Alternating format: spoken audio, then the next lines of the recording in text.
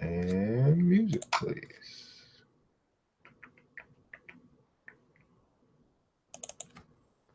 New Black Wall Street Book Club. Evan Jefferson, brother, much love. Educating, elevating, because in knowledge is the power and we'll never give it up. Literature's for the masses. Where to put your money down, now how to watch your assets. Yeah, uplifting others is a passion. My brother Evan, he will turn it into action. New Black Wall Street Book Club. You should come read with us. Yeah, we comprehend and discuss. Yeah. We all just come together. There's no limit for us. Here comes your host, New Black Wall Street. Evan, take it away. New Black Wall Street Book Club. All right, my beautiful people, thanks so much for tuning in. This is ERGJ, your certified financial educator, founder of the New Black Wall Street. I want to say thanks so much for being here today on the New Black Wall Street Book Club, where readers are leaders. Hey, how you doing today, Mr. Ray Wilkinson? Man, I can't wait till you come on to the show next Monday. Kelvin is in the building. Thanks so much for tuning in. I want to say hello to everybody that's over at the New Black Wall Street. Of course, it's Monday Mondays over at the Black Business Empowerment Group, as well as the Atlanta Black Business Network, and then also Black Enterprise. I want to say welcome to Money Mondays. And today we're actually going to be going through some lessons from the richest black man in the world. That's right, the richest black man in the world. Now, here's the interesting thing. Most people don't even know who it is, but that's okay, because, guys, I wrote a book. That's right, it's called The Black Billionaires Club. And in the Black Billionaires Club, which is actually going into print this week, we're looking to have that thing out in the next 2 weeks. Two of you guys have already pre-ordered, but for those that haven't, you do have the opportunity to go ahead and pre-order. Out of 2,043 billionaires in the world today, only 12 of them are black. And I wrote a book about them. And the book is how they built their wealth. And I think it's important that we study how they built their wealth, because if you want to be wealthy, my advice to you is study wealthy people. I mean, it doesn't make sense to study the broke folk. It makes sense to study the wealthy people. We got 12 of them that have overcome insurmountable odds to become into the Black Billionaires Club. So why not go ahead and order the book today? And when you do, before Father's Day, you're going to get a special gift. That's right, a special gift, $99 value. You're going to get the class, stock market class for kids. For your kids, we're going to teach them and introduce them to the stock market and how they can actually get started and get going and understand some simple concepts so they can actually start to make their money work for them at an early age. And in case you don't know, the fourth richest man in the world, Mr. Warren Buffett, he started investing when he was 11 years old. Now, you got to ask yourself, if he started when he was 11, well, why not my kids? Well, the only difference is it's not that you don't have access, you just don't have the knowledge. Let me say it again. It's not that you don't have the access, you just don't have the knowledge. So we will make you aware of the things that are available to you here on Money Monday. And one of those things is starting your kids early. What we learn late. Everybody put in the comments below early. We have to start our children early. What we learn late, so we can stop what I like to call the I wish syndrome. I wish someone would have talked to me about this when I was younger. I wish someone would have taught me about entrepreneurship. I wish someone would have spoke to me about real estate. I wish, and then the cycle continues.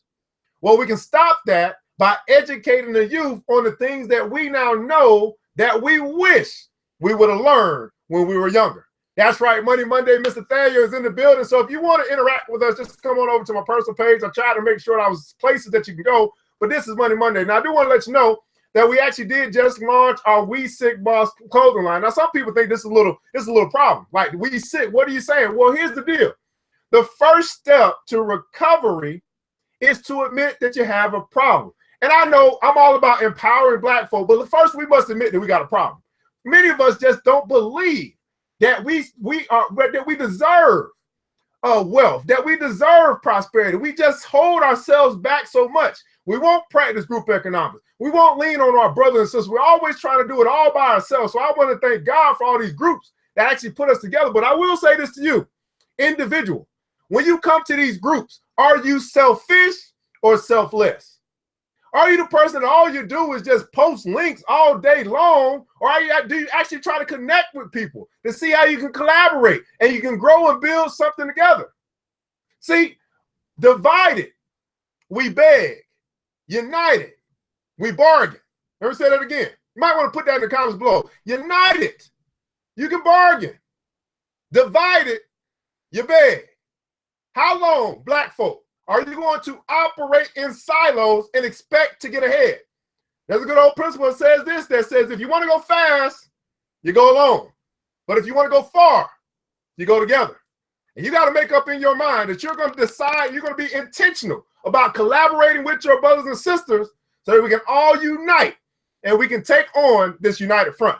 But nonetheless, we do have the We Sick Boss t-shirt, which you see me on right now. You can actually get the shirt. You can get the shirt for 20 bucks. Got it in all the sizes that you need. We also do have the We Sick Boss sweat rag. You know, you got to get the sickness off of you.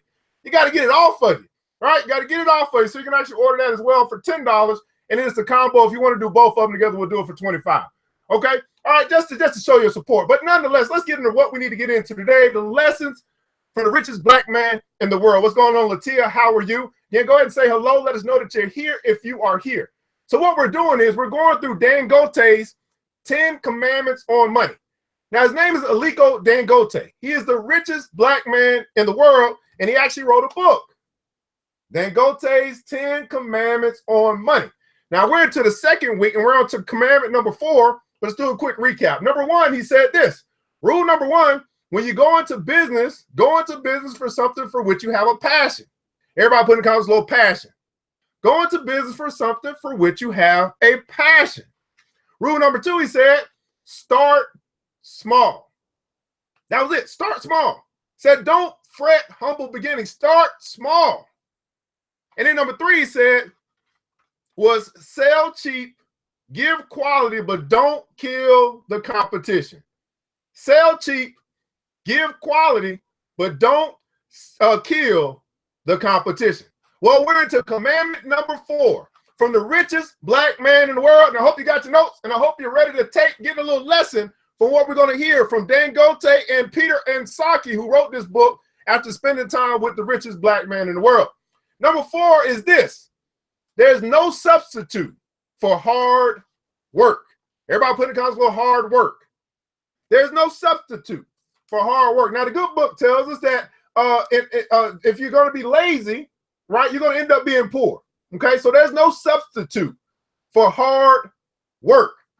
Okay, so here we go. No substitute for hard work. The 4th commandment from the richest black man in the world as he teaches us about money. And today is Money Mondays. Money matters. He said our 4th lesson is on hard work.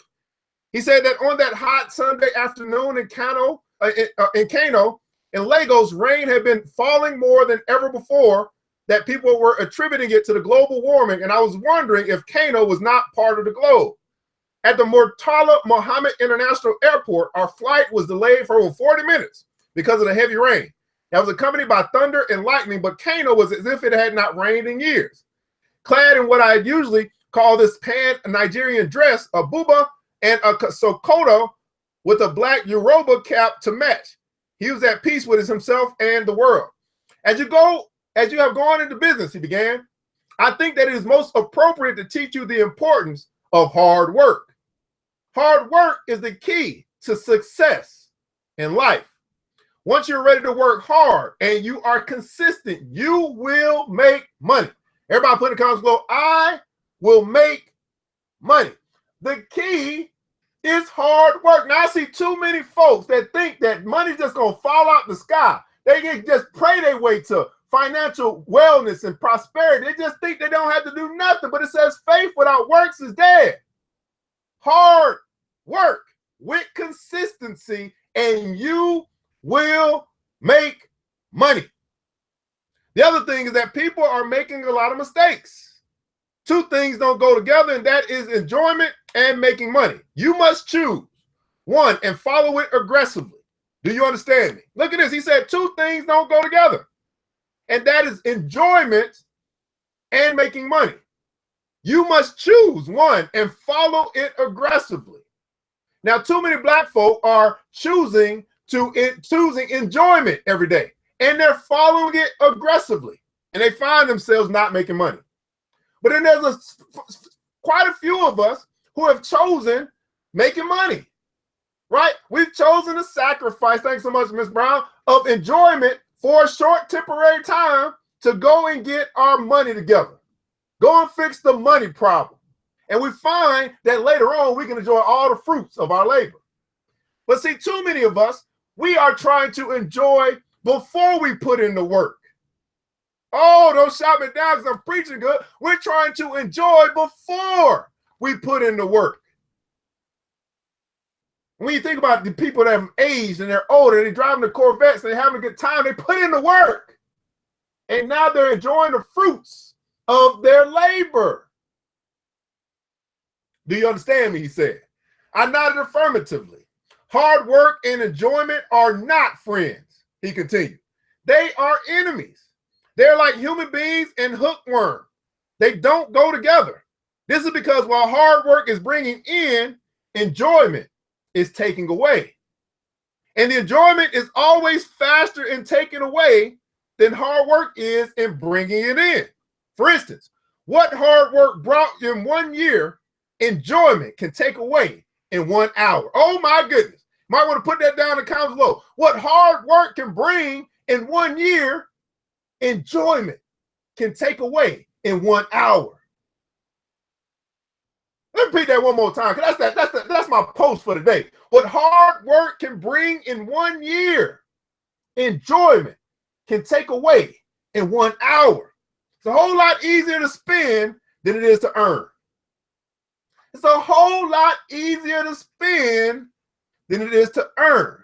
And this is why we see so many black folk broke, because they have made enjoyment way more valuable than education and hard work. This is why, if you want to make money, you must forget about enjoyment and face hard work. But if you want to combine the two, you cannot make it. You must make sure you give up one and concentrate on the other. However, it does not mean that I'm against enjoyment. Certainly not. Religion teaches us that there's a time to sow and a time to harvest. Sowing must come before harvesting. You cannot be sowing and harvesting at the same time. Therefore, as it is with sowing and harvesting, that it is with hard work and enjoyment. They don't go together at all. If you are working hard, there's a point you will reach before you start enjoying, and it will not affect your business. I know a lot of organizations today that have gone under because they were mixing hard work with enjoyment. Do not mix hard work with enjoyment. In other words, don't mix business with pleasure. Everybody put that in the comments below. Don't mix business with pleasure. Hard work is the business.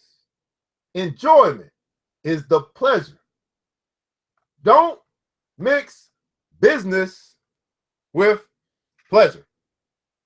Their employees were working very hard, but when money came in, those at the helm of the affairs would use the money to buy state-of-the-art cars. They would say that they were boosting the corporate image of the organizations. They went to impress the society that they have arrived and are doing very well. But it is very wrong. If you're in business, especially when you're still growing, and the truth that no company ever stops to grow, even Microsoft and McDonald's are still growing, you don't need to impress people. Concentrate on growing the assets of your business. Everybody put that in the comments below. Concentrate on growing your assets. Now, I know he's talking about from a business perspective, but even a personal perspective. Concentrate on building or growing your assets. Assets are valuable. Assets are worth something. Assets are to be cherished, not liabilities. See, assets come with the hard work. Liabilities come with the pleasure. Let me repeat that again. Assets come with the hard work. Liabilities come with the pleasure. Concentrate on growing the assets of your business. Don't be loud. Don't try to impress people or the society. Just focus on growing your business. A time would come when you can impress the people or the society through corporate social responsibility. If you look at me, it is not in every gathering that you can see me. I pick the ones that I attend. A genuine businessman does not throw money about because as far as he is concerned, it does not come easy. He prefers to use it for things that are worthwhile. For me, instead of going to parties and throwing money about, or in other words, making it rain, I prefer to use it. I prefer to use it to do things that will benefit the nation's economy, like developing more businesses and employing more people. Now, again, I know he's talking about from a business perspective because he's a businessman. And this just happens to be the richest black man in the world. But I got to ask you today, what are you using your money for? Every Friday, you're out at the club buying drinks, smoking weed, getting high, all for enjoyment. Every Saturday, you're at the movies with the popcorn, the overpriced popcorn, the overpriced drink, the overpriced box candy. Every Saturday, throwing your money away instead of using your money to build the black economy. But yet you can complain about what everybody else is not doing, but you never look at what it is that you are not doing or what you are doing with the money that comes into your hand. Are you using your money to benefit the black economy? Are you using your money to develop more businesses? Are you using your money to employ your own people?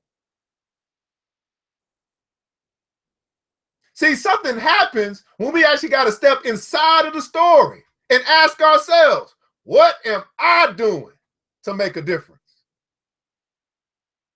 It's called personal, and I would even say social responsibility. A thought flashed across my mind. Excuse me, sir, I interrupted him. My dad's club once invited Gani Fawahimni to one of their launchings. It is usually a very big event which attracts people from all walks of life. They invite state governors, senators, and other eminent personalities in the society. On that day, I had to go on with my dad just to see Gani in person.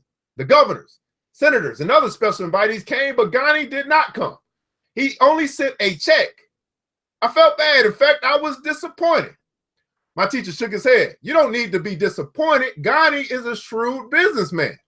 He sent a check, isn't it? I nodded in affirmation. Yes, that is all right. The club cannot take his money and at the same time take his time unless they want to ruin him. And as a shrewd businessman, he sent the less important one, that is money. Now this has reminded me of something that's very important in business and also in life. There's a saying that time is money. That saying tries to equate time with money, but it is not so. Time is far more important than money. For instance, money can create money, but money cannot create time. Money can create money, but money cannot create time.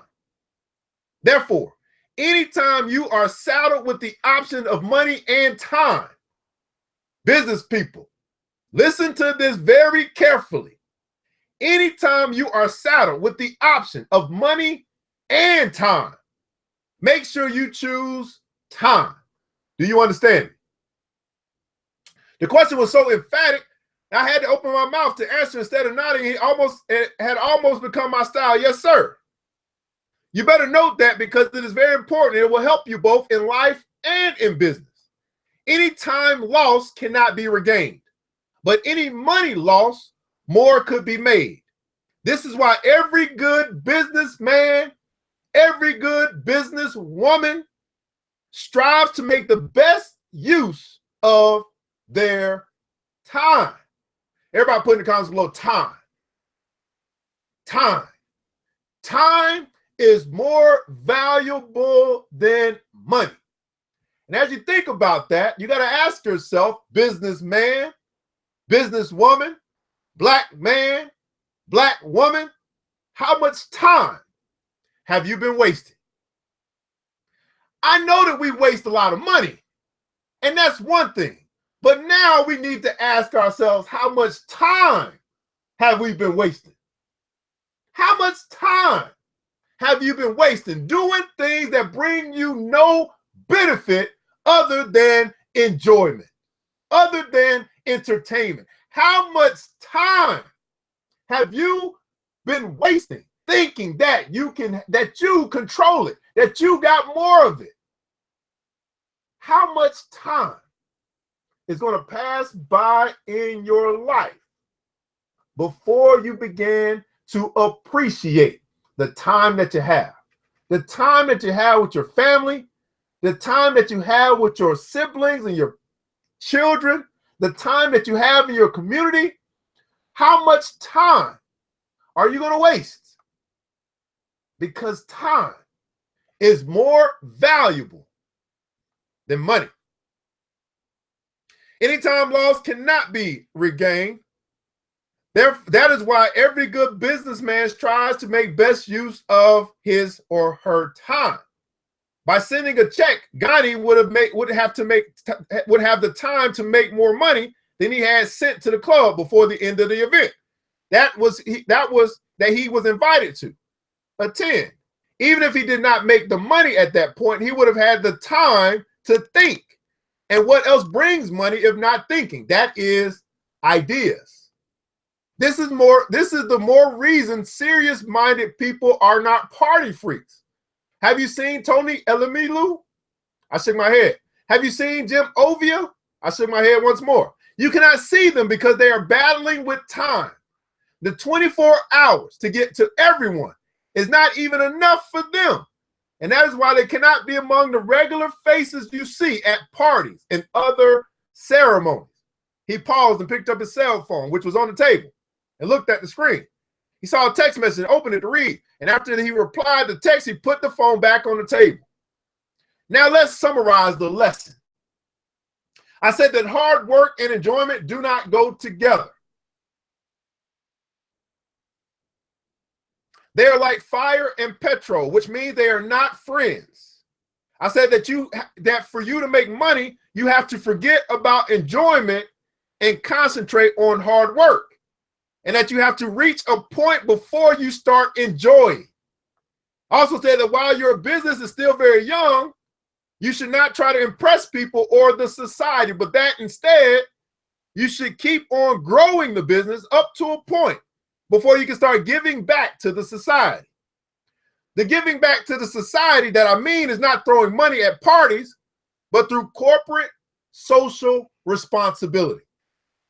The corporate social responsibility that I'm talking about is the one that would help to improve the well-being of the people, like helping to provide social amenities such as the roads, water, electricity, or donating to schools, hospitals, and less privileged, and so on. Also said that time and money are not on the same pedestal. That time is far more important than money. I said that if you're saddled with the option of choosing between time and money, you should go for time, because you can create money, but money cannot create time. I want to also add that whoever wastes your time is your enemy. Oh my goodness. Did you wait a second? I would like to also add that whoever wastes your time is your enemy. Everybody put it in the comments below. Whoever wastes my time is my enemy. Whoever. He didn't say if it was, he said whoever. Black, white, green, it don't matter. You waste my time, you have become my enemy because you don't value my time, which is the most precious asset that I have. Whoever wastes your time is your enemy. Think about that. Do you have people in your life right now that you allow to waste your time? Let's talk about what this looks like. I'm gonna stop right here. I can stop right here because I talk about this so much. Do you have people in your life who makes promises but they never deliver, wasting your time? Do you have people, of course, black folk, who never show up on time and have you waiting and waiting and waiting, wasting your time, not valuing your most precious asset? Do you have people in your life who don't show up, even when they sign up. They waste your time. See, I made a decision in my life, and I believe this is one of the reasons why I'm successful, is I decided I was going to stop waiting on people a long time ago. It's one thing to have patience. It's another thing to deal with someone else's procrastination. Let me repeat that again. It's one thing to be patient. It's a total other thing to deal with someone else's procrastination. And the richest black man in the world, in the book that he's left for me and you to learn about money, he says that whoever wastes your time is your enemy. I don't know if there's anything else to say, my people. But I really want you to think about this.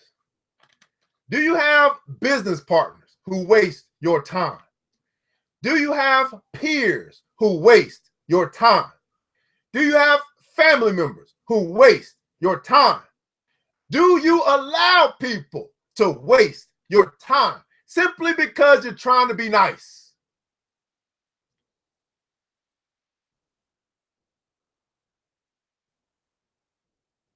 This is a call to action, black businessman, black businesswoman, black man, black woman.